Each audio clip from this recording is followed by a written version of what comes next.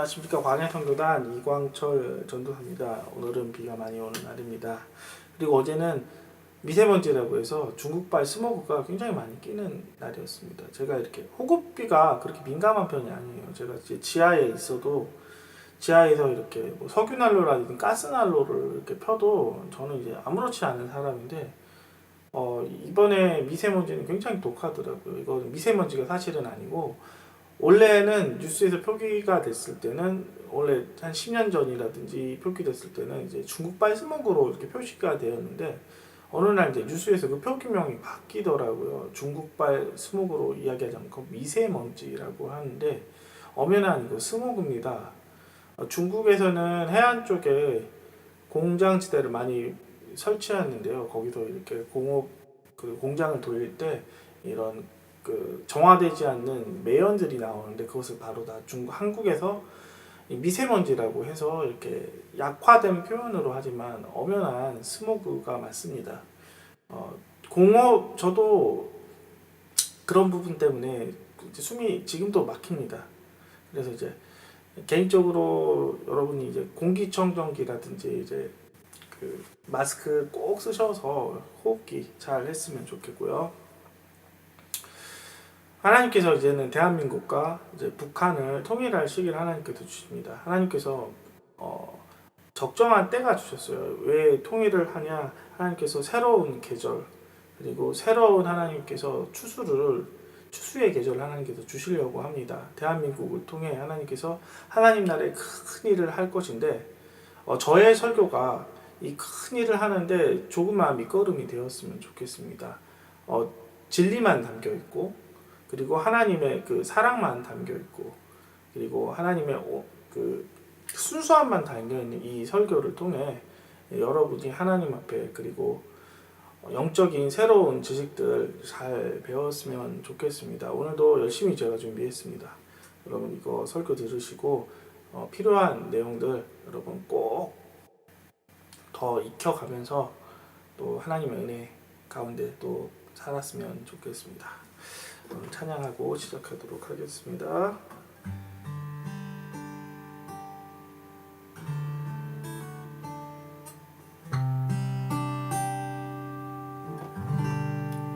내 눈 주의 영광을 보내 우리 가운데 계신 주님 그 빛난 영광 온 하늘 덮고 그 찬송 온 땅 가득해 내 눈 주의 영광을 보내 우리 가운데 계신 주님의 얼굴은 온 세상 향하네 권능의 발을 주셨네 주의 영광 온 땅에 가득해 우린 선해 주님과 함께 찬양하며 우리는 전진하리 모든 열방 볼 때까지 내 눈 주의 영광을 보내 우리 가운데 계신 주님 그 빛난 영광 온 하늘 덮고 그 찬송 온 땅 가득해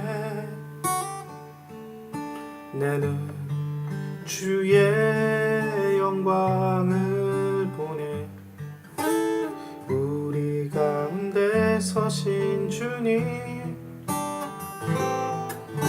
주님의 얼굴은 온 세상 향하네 권능의 발을 주셨네 주의 영광 이곳에 곳에 가득해 우린 선해 주님과 함께 찬양하며 우리는 전진하리 모든 열방 주 볼 때까지.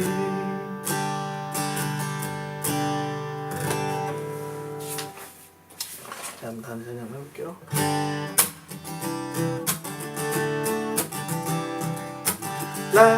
라라라라라라 라라라라라라 라라라라라라 라라라라라 내 모든 삶의 행동 주 안에 주님 안에 있네 나의 숨쉬는 순간들도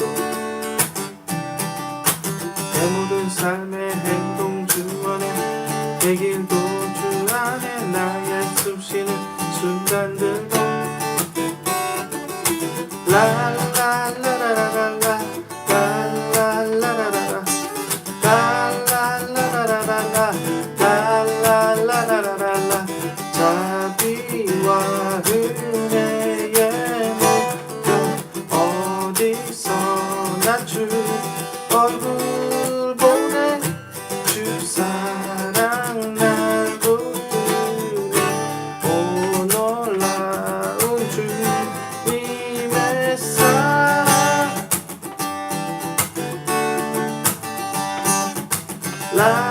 라라라라라라 라라라라라라 라라라라라라 라라라라라라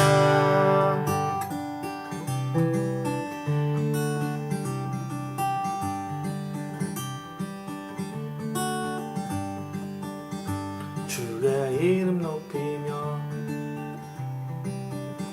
주를 찬양하나이다 나를 구하러 오신 주를 기뻐하나이다 하늘 영광 버리고 이 땅 위에 십자가를 지시고 사했네 무덤에서 일어나 하늘 리셨네 주의 이름 높이리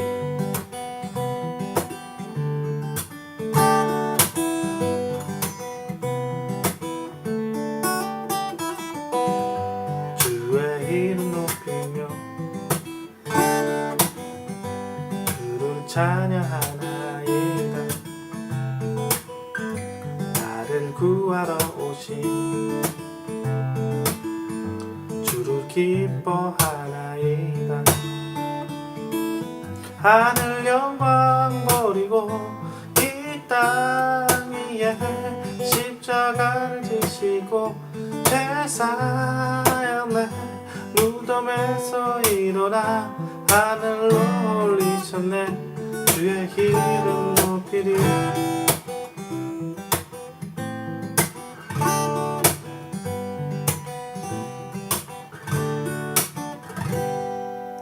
내 손을 높이 주께 듭니다 내 찬양 받으실 주님 내 맘을 주께 환장합니다 내 찬양 받으실 주님 슬픔 대신 위락을 제 대신 화관을 그 신 대신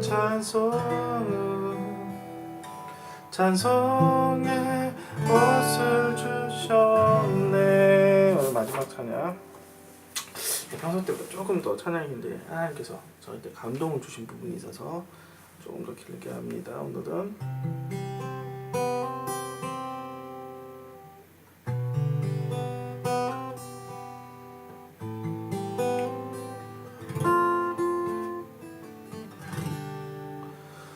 보소서 주님 나의 마음은 선한 것 하나 없습니다. 그러나 내 모든 것 주께 드립니다. 사랑으로 안으시고 날 새롭게 하소서. 보소서 주님, 나의 마음은 선한 것 하나 없습니다. 그러나 내 모든 것 주께 드립니다. 사랑으로 안으시고 날 새롭게 하소서. 주님 마음 내게 주소서. 내 아버지 주님 마음 내게 주소서. 나를 향하신 주님의 뜻이 이루어지도록 주님 마음 내게 주소서. 다시 한번 할게요. 주님 마음 내게 주소서. 내 아버지 주님 마음 내게 주소서. 나를 향하신 주님의 뜻이 이루어지도록 주님 마음 내게 주소서. 네, 기도하고 오늘 바로 말씀 듣는 시간 갖겠습니다. 하나님 감사합니다. 오늘 말씀을 통해 또 찬양을 통해 하나님 영광 받으셨습니다. 오늘의 말씀, 이 말씀을 통해 하나님의 믿음을 잘못 알고 있었던 성도들이 하나님의 믿음을 온전히 깨닫고 하나님의 진리로 자유하게 하여 주시옵소서. 예수님 이름으로 기도합니다. 아멘. 오늘의 말씀 제목은 잘못된 믿음의 형성의 과정입니다. 베드로서 1장 5절부터 7절까지 한번 읽고 시작하도록 하겠습니다. 그러므로 너희가 더욱 힘써 너희 믿음의 덕의 지식을, 지식의 절제를, 절제의 인내를, 인내와 경건을, 경건의 형제 우애를, 형제 우애의 사랑을 더하라. 말씀을 먼저 전하기 전에 제가 그 WCC에 대해서 먼저 조금 이야기를 하고 시작하겠습니다. 요즘은 이제 종교 통합 운동이라고 해서 그 세계 모든 교회가 이렇게 통합이 됩니다. 이렇게 천주교도 통합이 되고, 그리고 통합 측도 통합이 되는 이런 지금 그 잘못된 교회의 통합을 이렇게 이루어집니다. 정치적인 이렇게 방법으로 하나님께서는 그 통합을 되는 것이 아니라 하나님께서는 성령으로 통합이 되는 것이 하나님께서 원하십니다. 지금 이제 감리교, 그리고 통합 측, 그리고 성결교도 이렇게 WCC하고 통합이 되기 시작합니다. WCC는 교회만 통합이 되는 것이 아니라 천주교, 불교, 이 모든 종교와 통합이 된다고 합니다. 그래서 이제 원래는 예수님만이 구원이 있었던 그것들을 점점 이제 회가 지나가면서 1945년도인가부터 시작이 아마 됐었을 거예요. 세계대전 이후로부터 이렇게 시작이 되었었던 이 WCC가 변질이 되기 시작합니다. 사실은 이제 변질이 되기보다는 원래부터 그 목적을 갖고 있었는데 그것을 이렇게 처음 목적을 드러내면 이것이 사람들이 알기 때문에 목적을 드러내지 않기 위해서 위장을 했었던 부분들을 이제 점점점 합니다. 마치 이제 이단 종교와 신천지처럼 그 불순한 의도를 드러내지 않기 위해서 처음에는 선한 목적으로 가장해서 이런 식으로 하다가 점점점 그 본색을 드러내기 시작을 하는 거예요. 천주교도 통합이 되고, 그리고 불교와 이슬람도 다 통합이 되고, 그리고 예수 이외에도 예수가 아니더라도 이슬람에는 알라가, 그리고 불교에는 부처가 하나님이다. 이래서 모두가 하나님이다라고 이렇게 잘못된 신앙을 만든 것이 WCC입니다. 오직 합동층만이 이것을 반대하고 있는데요. 우리가 마지막 시대를 살고 있는 성도입니다. 이 마지막 시대는 이런 일이 있는 것이에요. 큰 배교가 있을 것이고, 그리고 그 가운데 우리가 믿음의 순결함을 지키는 선한 모습을 선한 모습을 증명하는 모습들이 나타납니다. 예수님께서 마태복음에 이렇게 이야기하셨어요. 알곡과 쭉정이를 예수님께서 선별하기 위해서는 먼저 그 추수 때 알곡과 쭉정이를 키질을 하는 것들, 그리고 바람에 날릴 것들, 쭉정이는 날아갈 것이고 알곡은 바람에 이렇게 흩날리지만 무거워서 다시 한번 키 안에 들어가서 키 안에 이제 정제되고 이렇게 순결된 그리고 선별된 이 알곡만이 창고에 들어가는 것처럼 이 마지막 때는 하나님께서 큰 기질이 있을 것입니다. 두려워하지 마십시오. 큰 기질이 있었더라도 우리 안에 예수 그리스도에 대한 알곡의 믿음이 있다면 우리는 그것이 변하지 않고 믿음을 증명하는 것입니다. 믿음이 증명이 되었을 때 하나님께서 믿음의 창고, 하나님의 보호하심의 창고로 우리가 들어가기 때문에 우리가 이제부터 준비해야 할 것은 무엇이냐? 알곡된 믿음.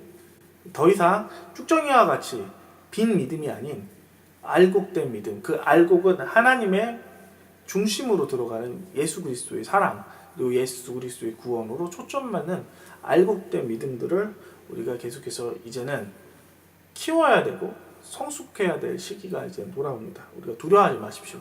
하나님께서 그 모든 그 시기 가운데 우리가 통과할 수 있는 은혜를 계속해서 부어 주실 테니, 그리고 말씀을 통해 우리에게서 하나님께 또 회복을 줘 주실 테니, 우리가 그 하나님의 그런 시험들이 있을지라도 우리가 항상 하나님의 믿음을 유지했으면 좋겠습니다.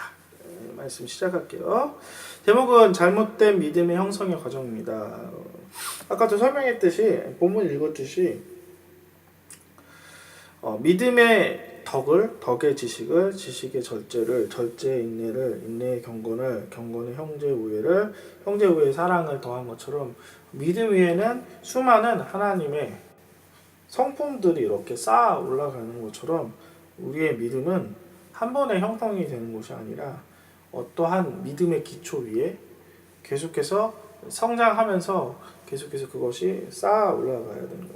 쌓아 올라가는 것. 건축물이 기초가 튼튼하고 건축물의 기초가 온전했을 때는 그 쌓아졌던 건물도 튼튼하지만 그 건축물의 기초가 부실하고 잘못된 기초 위에 세웠다면 그 건물은 아름다워 보일지 모르지만 환란이 있고, 그리고 그것을 증명하는 시간이, 바람이 부는 시간이 온다면 그것은 무너질 것입니다.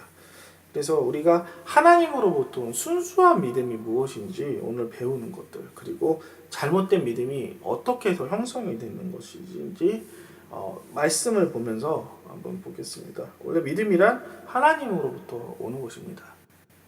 말씀으로부터 오는 것이고 있기 때문에 하나님의 믿음은 현실적인 부분도 있고 그리고 초자연적인 부분도 있습니다.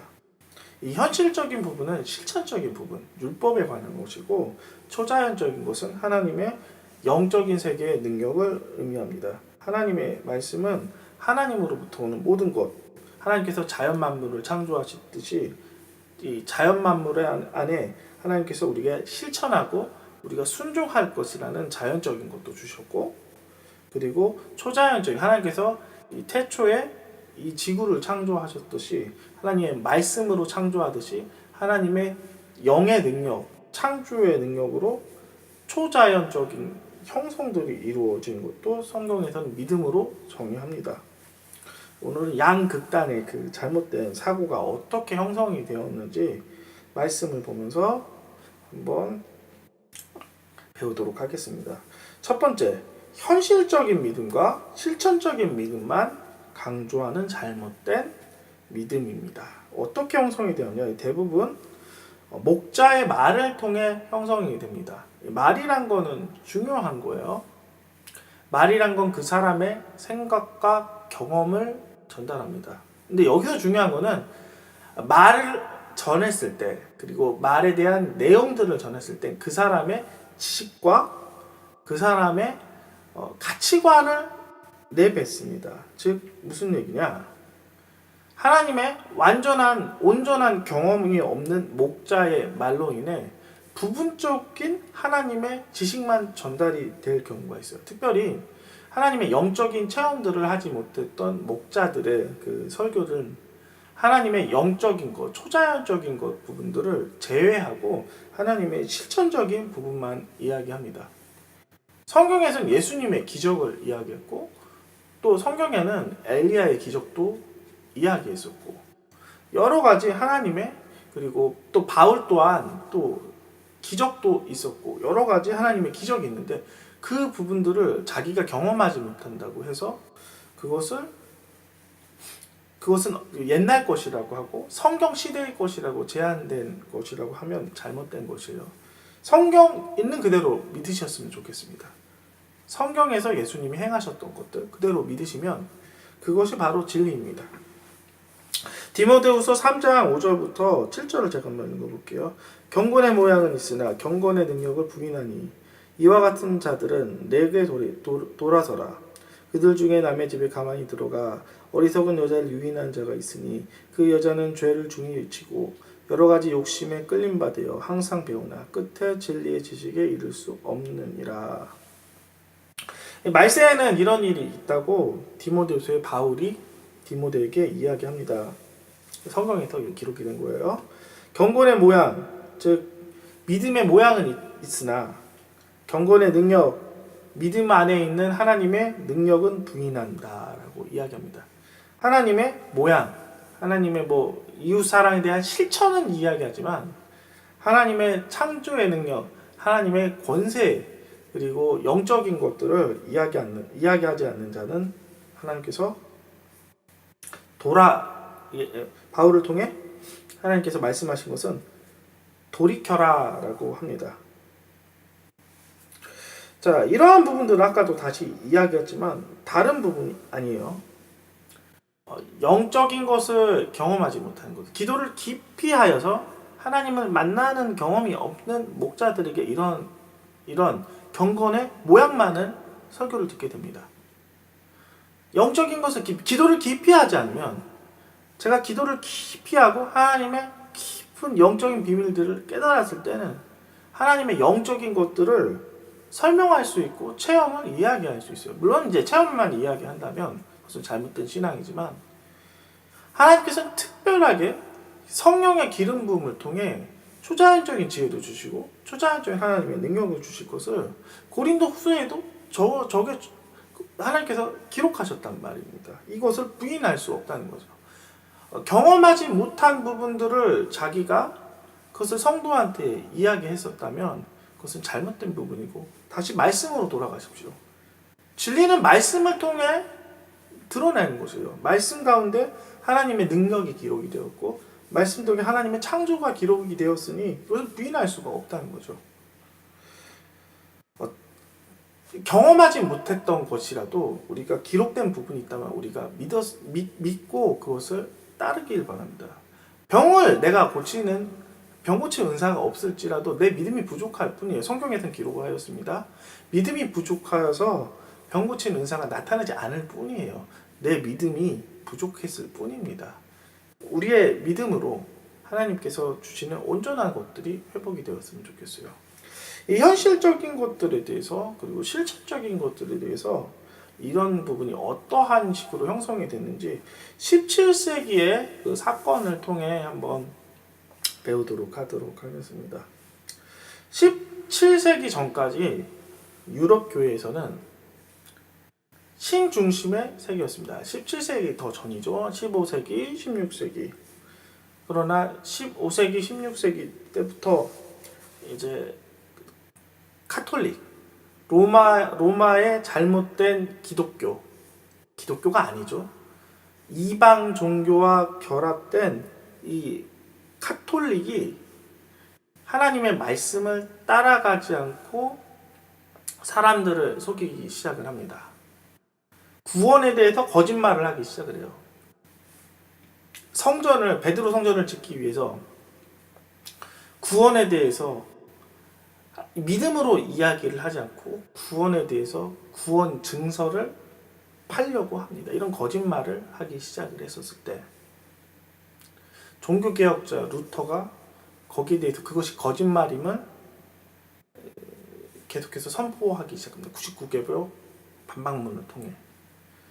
그리고 그 이후에 칼빈을 통해 성경이 말하는 하나님과 율법에 대해서 새로운 개혁적인 서적, 그 유명한 기독교 강요라는 서적을 통해 새로운 신교가 만들어지기 시작합니다. 신교를 만들어졌다기보다는 원래 기독교 하나님이 무엇인지 이제 새롭게 알아가고 깨닫는 과정이었었던 거죠.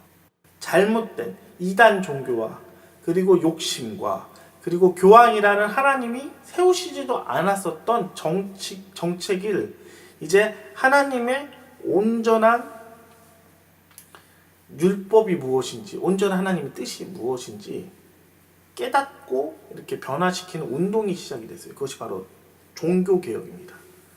그리고 이 종교개혁과 동시에 유럽은 남과 북이 전쟁을 합니다. 카톨릭에 속했던 남쪽 유럽은 교황과 같이 전쟁을 하고 신교에 속했었던 칼빈과 루터의 영향을 받았었던 이 독일 교회를 중심으로 해서 프랑스는 제가 정확하게 프랑스는 기억이 안 나니까 어쨌든 북부 유럽과 남부 유럽이 신교와 구교로 전쟁을 하기 시작을 합니다. 여기서 전쟁을 했었던 목적은 꼭 신교를 따라가기 위해서 전쟁을 하는 것도 아니고 부교를 따라가기 위해서 전쟁을 했었던 것이 아니라 그 당시 북부 유럽에서는 로마 카톨릭 교황의 그 여러 가지 정치적인 그 억압 그리고 정치적인 그런 것들을 이렇게 차단하기 위해서 반란을 했던 거죠. 로마 당시에 이제 교황은 굉장히 정치적으로 권력이 셌었기 때문에 북부에 있는 그 왕들은 이제 더 이상 그 카톨릭의 더 이상 그 침범을 그 정치적인 침범을 막기 위해서 정책을 했다는 거죠. 근데 여기서 중요한 것은 그것이에요. 만약에 여기서 정치의 싸움이 일어나지 않으면 우리는 평생 카톨릭의 잘못된 그 이방 종교와 결합된 교회의 모습에 벗어날 수가 없었다는 거예요. 하나님께서 정치라는 것들을 동시에 이용을 해서 하나님께서 종교 개혁을 일으켰다는 거죠.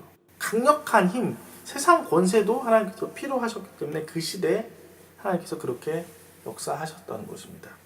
어쨌든 신교와 구교의 끊임없는 싸움을 이렇게 봤었을 때 지식 없는 일반 사람들은 종교에 대해서 회의감을 느끼기 시작을 했다는 거죠. 또한 철학자들도 회의감을 느끼기 시작을 합니다. 그래서 17세기가 지나고 베스트팔린 조약이라고 신교와 구교가 전쟁을 했었던 그 시기가 이제 끝난 뒤로 사람들은 이제 종교에 대해서 이제 회의를 갖기 시작합니다. 그래서 이성주의라는 새로운 신본주의에서 벗어나는 시기로 오기 시작을 합니다. 동시에 이성주의라는 시기에 사람들은 반대의 생각을 하는데 그 반대의 생각 가운데 잘못된 생각을 교회 안에 집어넣는 시기가 오기 시작합니다. 그 중에 하나가 바로 칸트라는 사람입니다. 그 사람은 이제 종교에 관련된 사람이었던 것 같아요. 아무리 봐도. 칸트가 이야기했어요.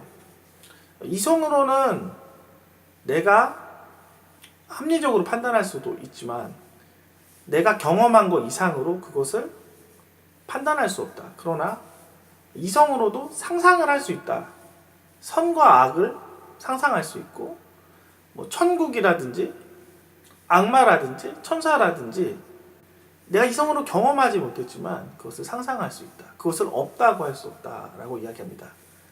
그러면서 기묘한 또 철학을 만들기 시작하는데 이러한 것을 없다고 할 수 없다. 그 중에 사람에게는 배우지 않아도 선한 것이 있는데 그것이 바로 양심이다. 양심을 따라가는 것이 하나님의 말씀을 쫓아가는 것이 아닐까라는 이론을 만들기 시작합니다. 오늘 조금 어렵지만 이 부분은 여러분이 한 2번, 3번 다시 한번 읽었으면 좋겠어요. 그래서 칸트는 양심에 따라가는 실천적인 종교를 교회에 적용하기 시작합니다. 그래서 실천신학을 만들기 시작합니다. 즉 교회의 모습을 변질하기 시작해요. 말씀을 실천하는 삶, 즉 무슨 얘기냐? 자선을 하고 선한 일을 하는 착한 자비의 종교로 합니다. 교회는 원래 그런 게 아니에요. 교회는 가장 아름다운 모습을 회복하는 거예요. 사람은 죄를 지었기 때문에 영원한 죄의 죽음을 해결하기 위해 예수 그리스도가 오셨고, 예수 그리스도를 믿음으로 영원한 죽음에서 해방되고 영원한 생명을 얻는 생명의 종교에서 착한 일을 하는 선행의 단계로 낮춰지기 시작을 했던 거죠. 이렇듯이 잘못된 사상, 잘못된 목자의 말씀들은 하나님의 진리에 이르지 못하게 만듭니다. 다시 한번 이야기합니다. 칸트의 이야기, 선행을 실천하는 교회가 온전한 교회의 것이 아니라 근본인 하나님 예수 그리스도를 통한 영원한 생명을 얻는 것이 근본 교회입니다. 그것으로 돌아가야 된다는 거죠. 때론 하나님의 말씀을 우리가 그리스도의 말씀을 듣는 것 중 하나가 이웃사랑에 대해서 실천하는 것은 당연한 것입니다. 그러나 그의 첫 번째는 예수 그리스도를 통한 영생을 회복하는 것이 교회의 목적이라는 것이에요. 그러므로 우리가 경건의 모양을 갖춰 있었던 사람이 보기에 아름다운 철학과 같은 말씀일지라도 하나님의 생명이 없는 설교라면 우리가 그곳에 돌아가야 된다는 거죠. 아무리 그 목자가 훌륭하게 선행을 실천할지라도 그 안에 하나님의 영원한 생명, 그리스도를 향한 복음의 중심이 없다면 그것은 잘못된 믿음이라는 거죠. 돌이키시길 바랍니다. 예수 그리스도는 양심의 종교가 아니라 생명을 살리는 생명입니다. 생명으로 기초를 하시길 간절히 바랍니다. 성경에는 이렇게 이야기했어요. 생명을 또 이야기했을 뿐만 하나님의 능력에 대해서 기록된 걸 제가 이야기할게요. 마태복음 8장 26절은 이렇게 합니다. 무서워하느냐? 믿음이 적은 자들아 곧 일어나라.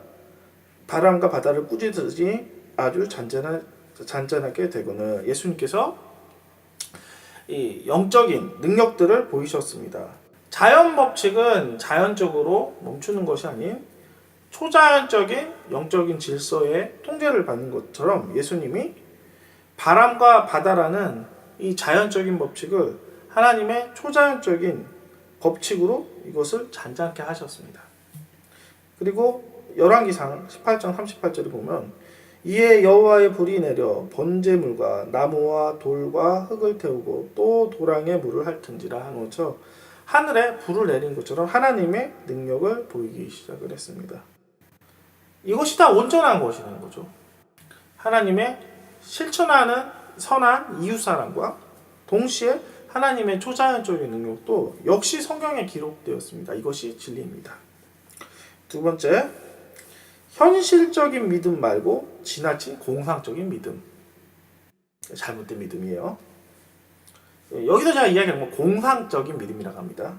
좀 초자연적인 믿음을 이야기하나 공상적인 믿음. 이건 중요한 거기 때문에 좀 이런 부분들이 해당되신 분들이 굉장히 많습니다. 그래서 여러분들이 이 부분들을 이 공상이라는 것은 혼의 상상에서 비롯된 것입니다. 혼의 상상. 내가 상상한 거예요.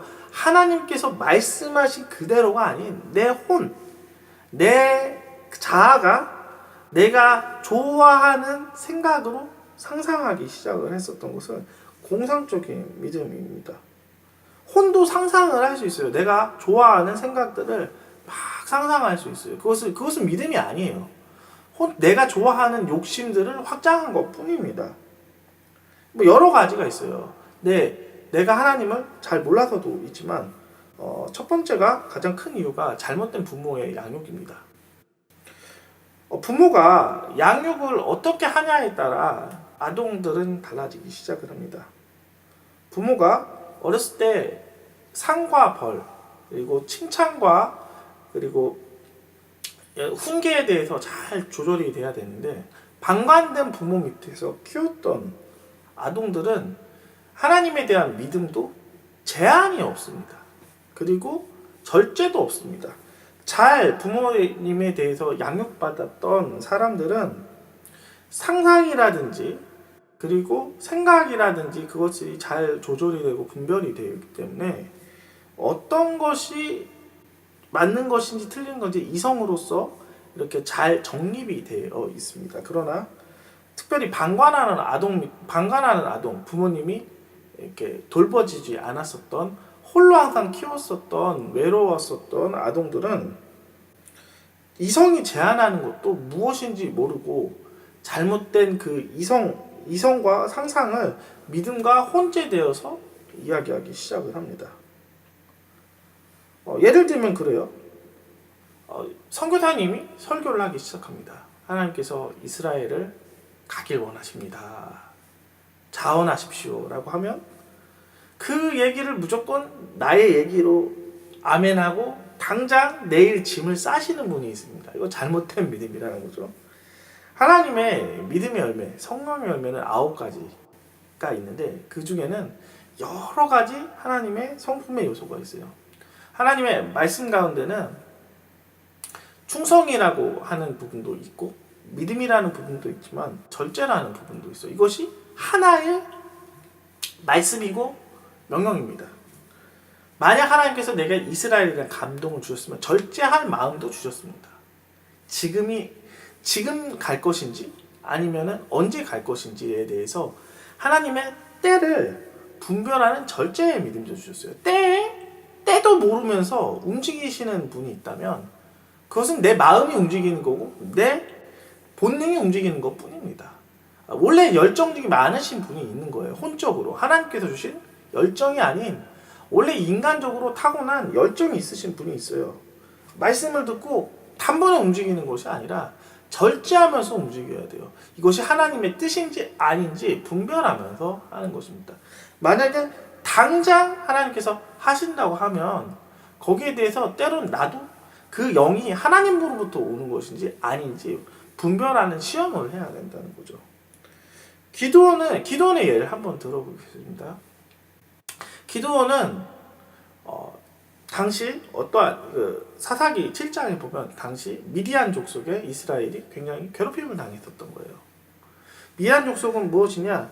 이스라엘이 추수 때만 되면은 메뚜기처럼 와서 그 추수를 야금야금 훔쳐갔었던 약탈 민족이었다는 거예요. 기드온은 너무너무 두려웠어요. 그 민족이 오는 것이 너무너무 두려웠고 식량 뺏기는 것이 너무 두려워서 타작마당이라는 그 포도줄 틀 안에 들어가서 포도를 타작을 했었던 사람의 천사가 와서 그가 이스라엘의 사사일 것을 말합니다. 그래서 그는 하나님으로부터 이것이 진짜 온 것인지에 대해서 시험을 하기 시작해요. 어떠한 시험을 했냐? 양털을 주님 내가 이렇게 필체니 양털 바깥에만 젖게 해 주시옵소서. 다음날 기드온의 소원대로 양털 바깥에만 이슬이 젖기 시작합니다. 다시 한번 시험을 하는 거예요. 주님 내가 다시 한번 주님 시험하오니 이것이 양털만 젖게 해 주시옵소서. 이슬이 다음날 똑같이 내렸는데 다음날 양털만 젖고 양털 바깥에는 이슬이 젖지 않는 것을 보면서 기드온이 사사인 것을 깨닫고 그가 이스라엘을 위해서 전쟁을 하는 전쟁 용사가 되었습니다. 하나님께서 말씀을 하셨을 때 즉각 내 행동, 내 열정으로 움직일 것이 아니라 그것이 하나님으로부터 온 것인지 기도하면서 그리고 기도의 증거를 달라고 계속해서 여러분이 해야 될 것입니다. 하나님께서 갑자기 여러분을 움직이는 것을 원하지 않으세요. 그것이 하나님으로부터 오는 것인지 시험하는 것도 하나님께서 원하십니다. 모든 말을 목사님으로부터 오는 모든 말이 하나님으로부터 오는 말이라고 생각하지 마십시오. 때로는 어떠한 목자의 말은 자기 주관이 들어가는 경우도 있습니다. 어떠한 사람은 그래요. 믿음이 충만한 청년들에게 주의 종이 될 것을 권고합니다. 근데 그것이 아닐 수가 있어요. 왜냐? 그 목사님이 봤었던 그냥 주관적인 믿음의 그러한 모습들 때문에 이야기했을 수도 있습니다. 제일 중요한 것은 내게 주시는 하나님의 음성, 내게 주신 하나님의 확증, 그것을 위해 끝까지 여러분이 하나님의 그 말씀 가운데 긴지 아닌지에서 시험하는 그 기도원과 같은 이런 절제된 모습들이 여러분에게 필요한다는 거죠. 베드로도 마찬가지입니다. 열정이 많은 사람이었어요. 베드로를 단번에 예수님은 말씀하십니다. 시몬이라고 이야기하지만 베드로라고 이야기해요. 반석이라고 이야기했어요. 베드로의 모습이 반석이어서 그래서 예수님께서 그를 이름 지어준 것이 아니라 그에게 주신 하나님의 다듬어진 마지막에 그 다듬어진 하나님의 그 모습을 보면서 이야기했단 말이에요. 3년간 실수와 그리고 3년간 가르치시면서 베드로를 계속해서 훈련하셨습니다. 내게 하나님께서 비전과 하나님의 말을 줄지라도 하나님의 때는 언제인지 그건 나는 모른다는 거예요. 절제하시고 하나님의 때까지 분별하시길 바랍니다. 요즘은 안 그러지만 옛날에 많은 교회들이 잘못된 부분들이 있어요. 손을 들면서 1,000만, 2,000만 헌금할지어다. 하나님께서 때론 우리에게 헌금을 요구하시지만 순간순간 1,000만, 2,000만 막 이렇게 손을 들게 하는 건 아니에요. 그것은 뭐냐? 여러 사람에 있는 그 궁중 심리를 이용을 해서 사람들의 마음을 현혹시키는 잘못된 복음이라는 거죠. 우리가 그러한 복음 전도자들이 잘못된 이야기를 했을 때 우리가 분별하시고 그것이 하나님으로부터 오는 것인지 아닌지 계속해서 분별하는 훈련을 하길 원합니다. 세 번째, 무서운 하나님을 인식하는 믿음. 이것도 잘못된 믿음입니다. 대부분 이것은 언제 일어나냐? 이것도 똑같이 양육 때 일어납니다. 부모님으로부터 지나친 훈계를 들었을 때 잘못된 양심이 발달되기 시작됩니다. 원래 양심은 그냥 이렇게 칭찬과 그 비난, 칭찬과 훈계를 통해 이제 양심이 이렇게 잘 서야 되는데 지나친 훈계를 통해 잘못된 양심들, 그러니까 민감한, 그러니까 말씀을 지키지 않는 것들에 대해서 너무 민감한 하나님을 느끼기 시작합니다. 하나님은 혼내는 하나님, 하나님은 나를 벌주는 하나님으로 오해하기 시작을 합니다. 저에 대해서 조금 이야기를 하면 제가 과거에 고등학교 때 자율학습이 있었습니다. 자율학습이 10시까지 밤 10시까지도 했고 주말에는 오후 6시까지 또 주일날도 6시까지 했습니다. 그 당시 제가 주일날에도 빠지지 않고 예배를 갔었습니다. 왜 예배를 갔었냐?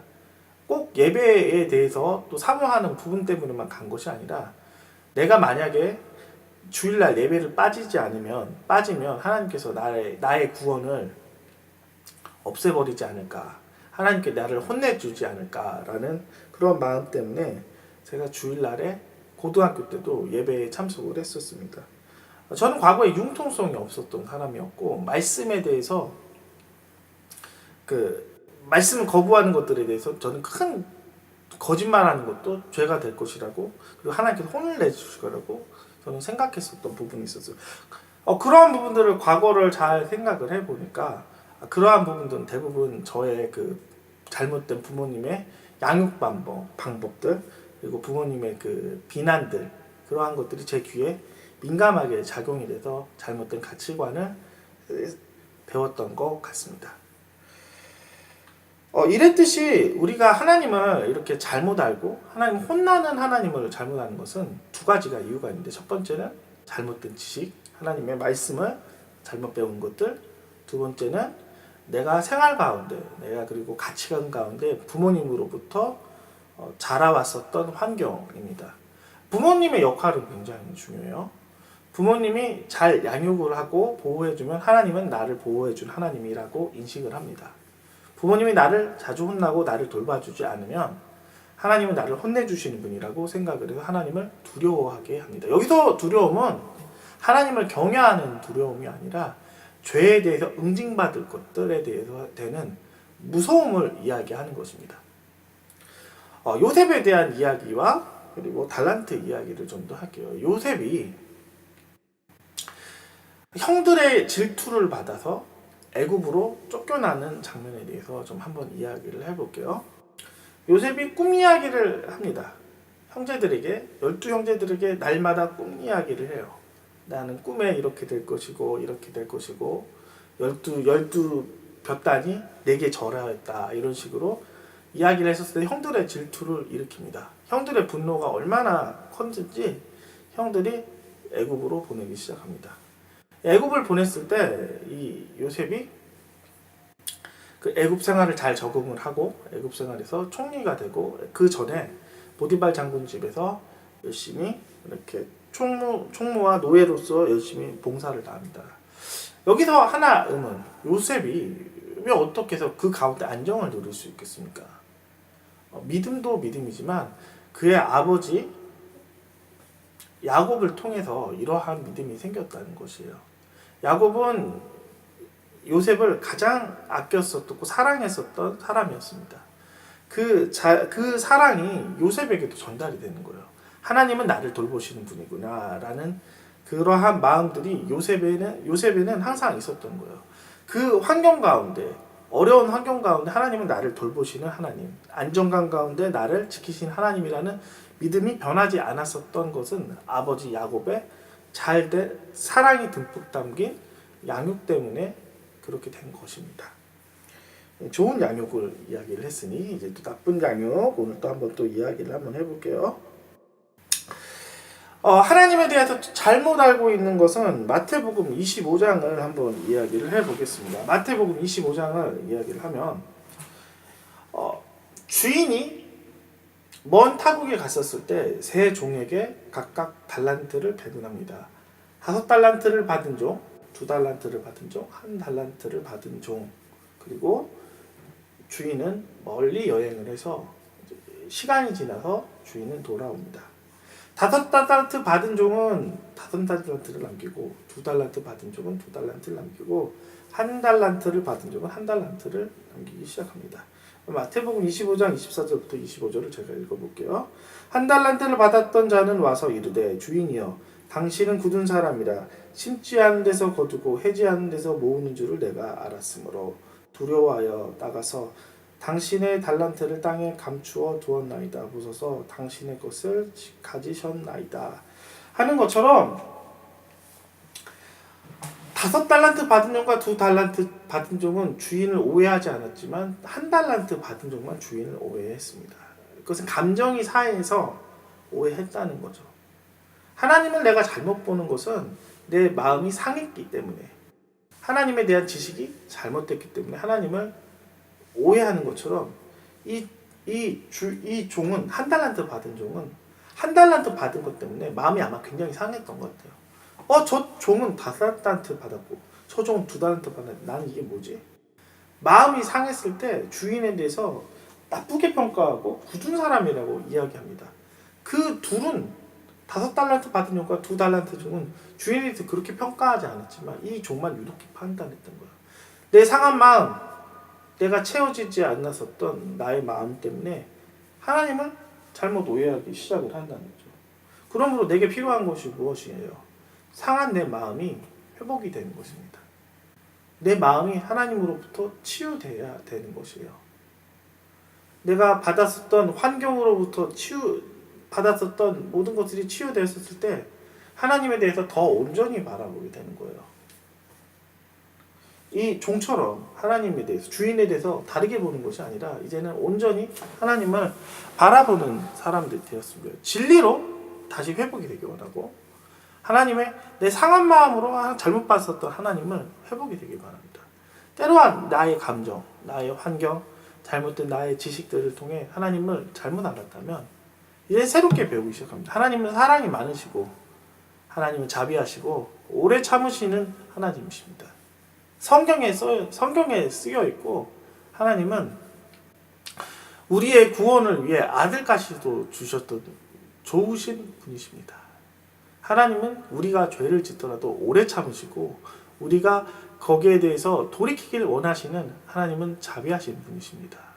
제가 하나님에 대한 지식을 마지막 전달하고 모든 예배 마치도록 하겠습니다. 기도하고 마칠게요. 주여 도와주시옵소서. 말씀 가운데 잘못된 믿음 형성된 거 주님, 특별히 부모로부터 형성됐던 잘못된 믿음을 주님 이제는 회복하게 하여 주시옵시고, 나의 상한 마음이 하나님을 잘못 보는 것이 아니라 나의 상한 마음으로 잘못된 이 하나님의 모습들이 말씀을 통해 그리고 하나님에 대한 사랑의 경험을 통해 회복되게 하여 주시옵시고 바르게 볼 수 있게 하여 주시옵소서. 예수님 이름으로 기도합니다. 아멘. 한 주간 잘 지내시기 바랍니다.